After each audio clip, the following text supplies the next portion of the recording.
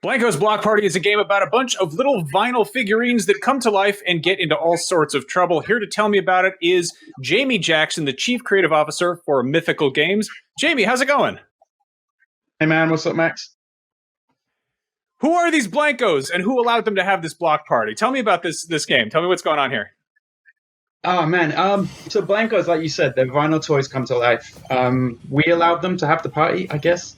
There's a whole kind of this is where the kind of idea of is where Blankos go or where vinyl toys go when humans aren't in the room. So the place that they've created is their block parties. And then there's a kind of big place we call the Junction where they can go and hang out and train up and hang out with their friends. But the stuff that you're seeing now, this is actually all in the UGC side of it. So you can kind of build and create your own worlds too. So that's a huge part of the whole like vinyl doll collectible scene, people customizing sort of existing figurines and stuff. Can you talk a bit about how in-depth the user-created content side of this is? Yeah, sure. So from a Blanco side, we're actually working with a bunch of really cool vinyl artists to come and have their artwork in-game on Blankos, much like in the real world. But from the UGC side, this level, everything we're looking at now is all levels that we've been built in our editor. And the point of the editor really was to build it with a controller. We wanted to make it really easy for players to build worlds, whether it's just a hangout, somewhere they can go and hang out with their friends and do whatever they want, or they can actually drop gameplay in really easily. And it's not about having to code or open any boxes to type in code. It's everything can be done with a game controller. You just have to drop a toy in, really easy parameters to set. Season 1, we're going to be dropping things like this, shooting and racing, vibe collecting, kind of platform style gameplay. The key part is it's really easy to build levels. Cool. So you're talking about controllers. What platforms are you guys looking at? So we're going to be launching on PC later this year, and we're going to be announcing our console strategy in a couple of weeks, hopefully. Very cool. Now, this is going to be a free-to-play game, is that right? Yeah, that's right. It's going to be free to play, so there's going to be a ton of content for players just to come in, play, build, even kind of train up a Blanko to a point. But then if you want all the cool Blankos and that kind of stuff, that's where you're going to be using the in-game currency to buy those. Now, I can tell by the shelf behind you, you are a fan of urban vinyl and designer toys.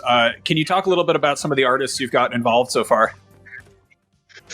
So we're not getting into the artists yet, but if you know anything about this world and any of those artists that are in there, we've definitely got an amazing lineup coming.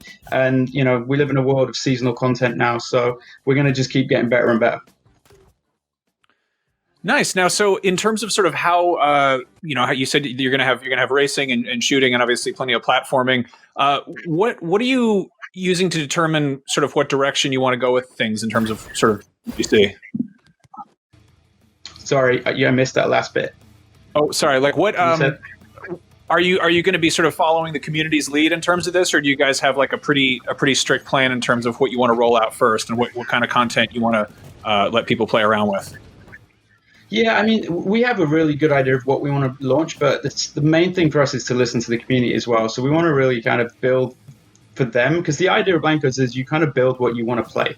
That's the kind of approach we're taking with the UGC side. So although we have a ton of plans about what we want to bring, as we get through seasons, we start to see what players do and how they do it differently. We definitely want to listen to them. I think, the big thing for me, having made games for as long as I have, is players always play the games we've made in a totally different way than we expected them to.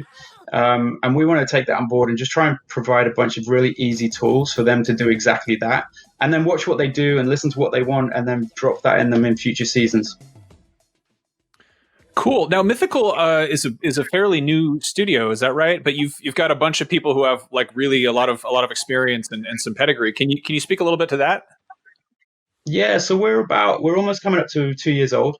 But it was founded by myself, John Linden and Rudy Koch. John and I were both studio heads at Activision, so my background was DJ Hero and Guitar Hero. John and Rudy both worked a lot on Call of Duty, Skylanders franchises. So, even from just the three of us in the beginning, we kind of had a great pedigree, and we've just added to that, bringing in people from the mobile world as well. So having that great free-to-play expertise, World of Warcraft. So the games everyone's worked on have been pretty incredible. What kind of lessons did you learn from sort of working in the AAA space that you're bringing to the table here and really sort of turning players loose with? I mean, that's a great question. I think some of the biggest ones was, don't assume you know everything the player's going to do at the beginning. Allow a little bit of room for them to make the game their own. I think you see that in a lot of products these days. As players find new ways to play, the developer's able to kind of switch around and kind of really enhance some of those options for them. So I think that's probably one of the big things. And we've really kind of spent a lot of the first part of this project prototyping and playing with it and thinking about how do we want to play with these games? How would we want to build it? And not being a programmer or coder or anything like that. So making sure it's really, really easy to get into, I think, has been the biggest one for me. We're seeing a lot of level design here. Will the Blankos themselves be customizable? Will people be able to sort of do their own character creation? There is going to be some things you can do to Blankos. As you play through the game and you play both like in the single player and also in the multiplayer and the kind of UGC modes, you're going to unlock different attachments. So you're going to be able to put different backpacks and jetpacks and various attachments on a Blanko. Some of them will just be cosmetic and just look really cool, but some of them are going to enhance the abilities that a Blanko has. And you can train your Blanko's abilities as you go through a game. So when you get a Blanko at the beginning, it will kind of start at 0, and you can train it to be good at different things. So you can make it really cool at the shooting. You could make it really fast and responsive for the platforming or racing.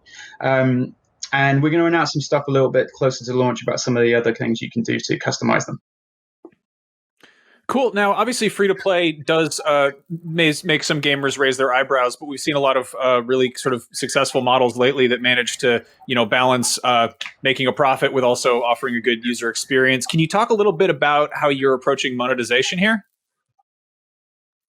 Yeah, I mean, like you say, I think there's some great examples out there now, and we're in a different world than we were 5 or 10 years ago. Our key thing is that anyone coming in just has a really good time straight at the beginning and feels value even in that free-to-play piece. We're going to talk a little bit later on about our structure, but, you're going to be able to buy Blankos. I think there's some great games out there that are, we all think in seasons now rather than Blankos 1, 2, and 3. So definitely expect us to kind of take that same approach and be dropping some great content in a seasonal approach. Now, you mentioned some of the team, has a background in Skylanders. The sort of Toys to Life craze hasn't really had the best history recently. Are there any plans to make physical Blankos, or is this strictly going to be a sort of virtual collectible?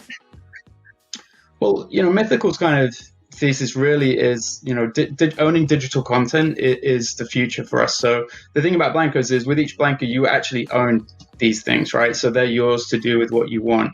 And that's about the digital ownership. Who knows whether we bring them into real world later on? I mean, they're designed around real toys, so it would be very easiest to do that.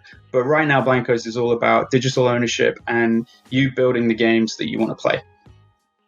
Awesome. And when are you expecting to sort of launch or have more information about that available? We're aiming to launch end of the year, so towards the holiday period. And like I say, we're launching on PC.